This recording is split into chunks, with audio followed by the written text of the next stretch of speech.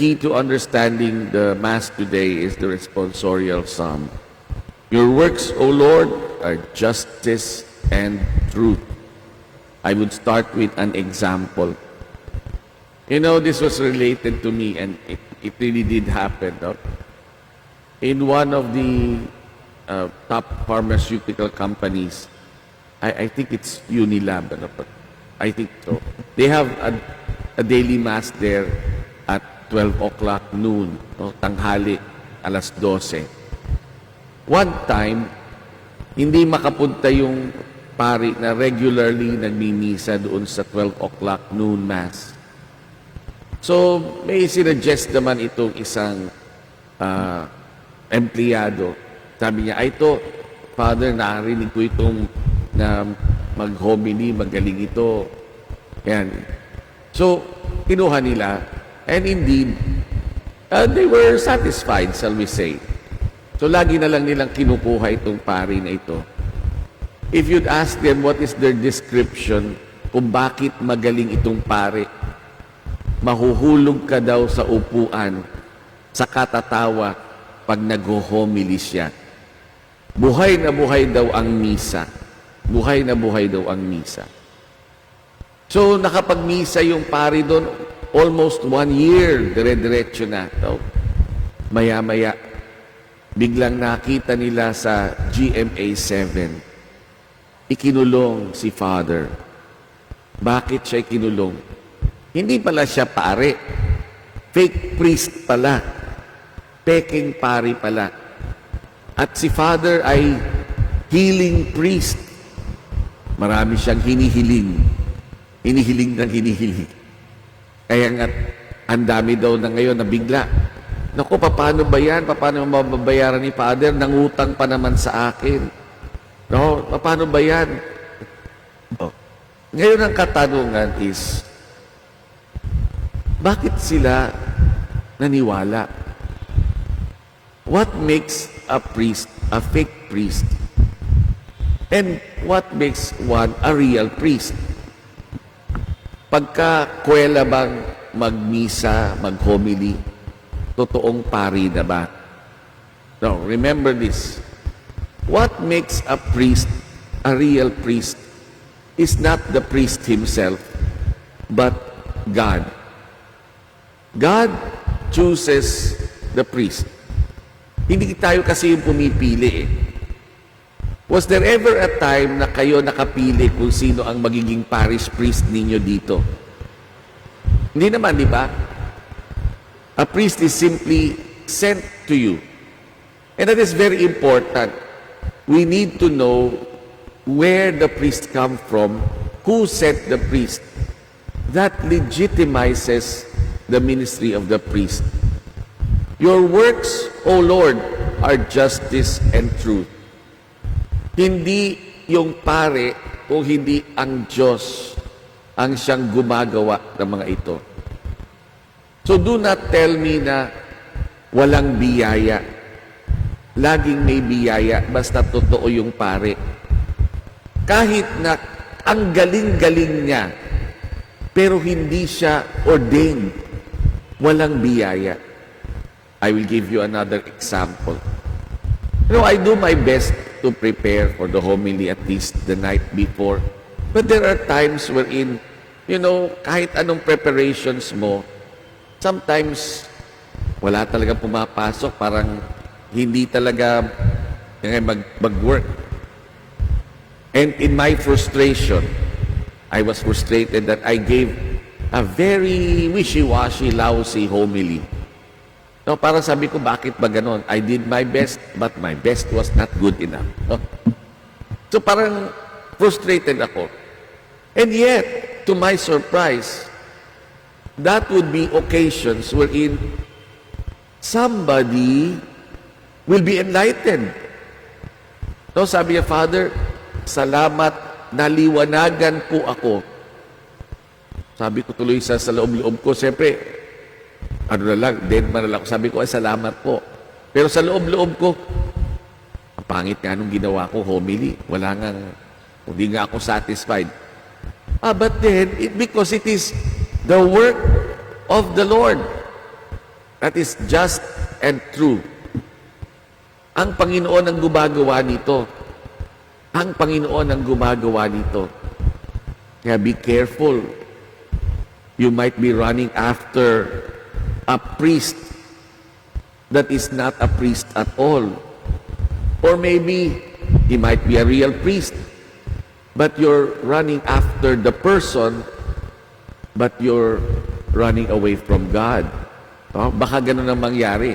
Napapalapit kayo doon sa tao ng pari, pagkatao ng pari, pero baka nalalayo kayo sa Diyos.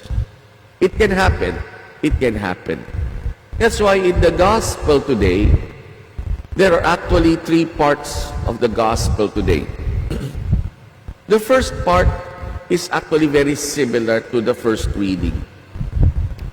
When St. Paul says, I am not in any way less than the super apostles.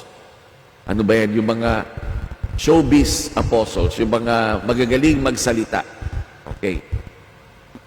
The first part says, do not babble like the pagans do. Huwag nating ituon doon sa magaganda, mabubulaklak, mararaming salita. Nafo-focus ang attention natin doon. As if it is our own effort. Pag marami akong sasabihin sa Panginoon, mas effective. It doesn't necessarily mean that way. Sometimes, silence in prayer is more effective than many words. Kaya nga, may mga manang ng simbahan. Mga manang. Ito yung mga araw-araw nagsisimba. Di ba yung mga pinadadasal natin sa mga patay, yung mga ganyan.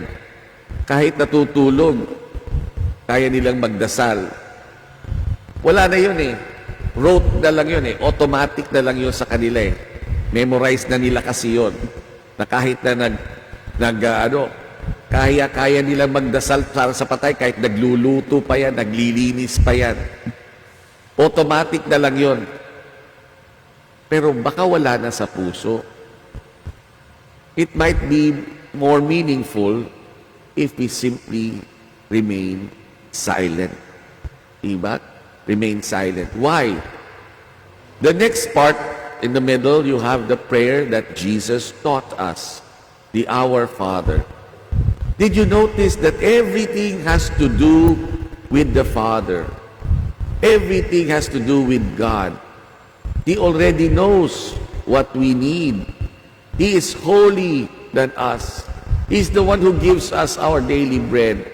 He's the one who forgives.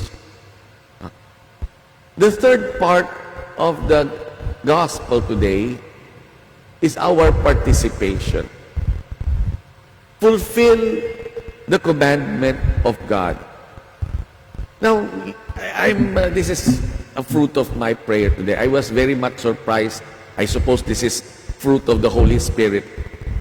That fulfilling the commandment should be part of our prayer. And it is also grace coming from God.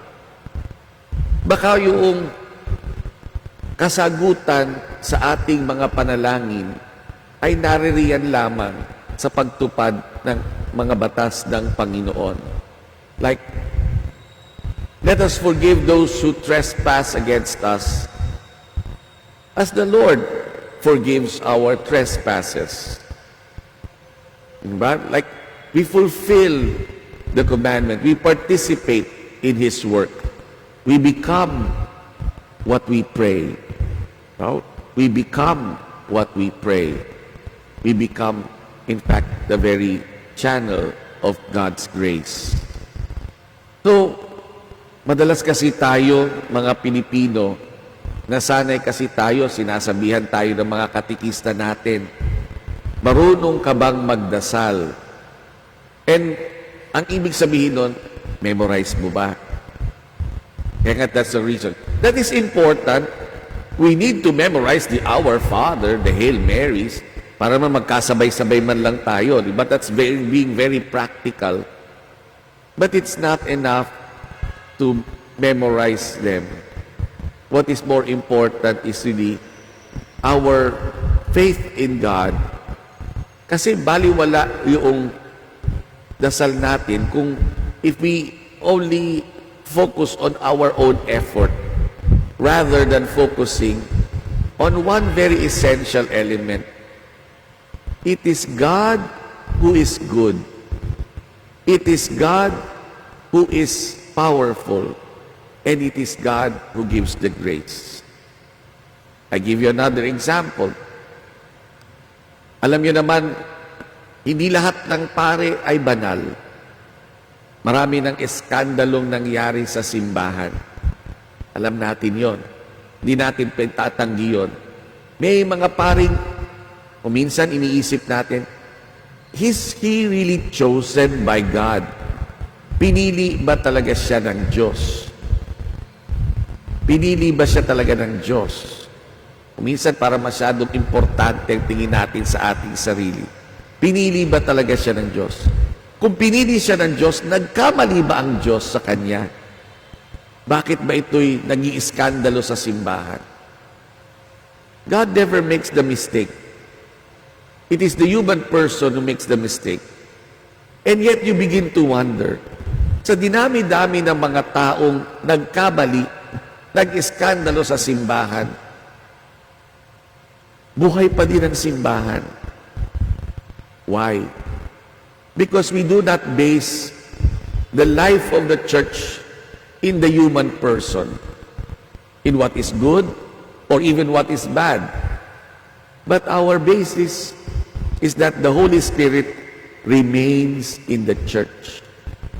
Ang simbahan ay banal dahil sa Diyos, hindi dahil sa atin. We become holy because of God. The church is holy because of God. Kahit hindi tayo banal, banal pa rin ang simbahan. Kahit banal ka, hindi naman nanggagaling sa iyo ang kabanalan ng simbahan. We only participate in the goodness, the holiness of God. That is really the point. Go back to the very source of goodness. It is the work of the Lord, not mine. It is the goodness of the Lord. I am not holy. God is holy. We participate every time we pray in the goodness, the holiness of God. Please stand. We offer our prayers to the